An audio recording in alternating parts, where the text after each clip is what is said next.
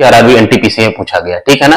आपको बताना है 7 के प्रथम 8 विषम गुणजों का औसत आपको बताना है, ठीक है ना। देखो चाहे वो विषम संख्या की सीरीज हो चाहे सम संख्या की सीरीज हो, उसमें दो दो का अंतर होता है, ठीक है ना। पहले आप सीरीज लिख लो। देखो 8 नंबर है, सबसे छोटा ऑड नंबर क्या होता है, 1 होता है। दो दो जोड़ते जाओ, फिर 3 होगा, फिर 3 2 5 हो जाएगा, फिर 5 2 7 हो जाएगा, 7 में 2 जोड़ोगे 9 हो गया, 9 में 2 जोड़ोगे 11, 11 में 2 जोड़ोगे 13 और 13 में 2 जोड़ोगे आपका 15, ठीक है ना। तो ये आपकी 8 नंबर की सीरीज आपकी बनी, ठीक है ना।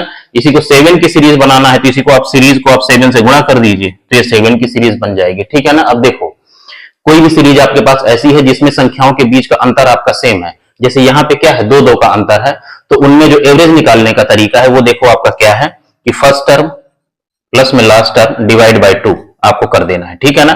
तो फर्स्ट टर्म क्या है आपका 1 है, लास्ट टर्म क्या है आपका 15 है, इसी को आप 2 से डिवाइड कर दीजिए तो कितना हो जाएगा 15 एक 16 बटे में 2 कितना हो गया 8, और 7 की सीरीज है तो उसको आप 7 से मल्टीप्लाई कर दीजिए तो कितना हो जाएगा आपका 56 आपका आंसर हो जाएगा। तो जो एवरेज क्या होगा 56 आपका आंसर, सी पार्ट आपका आंसर हो जाएगा, ठीक है ना।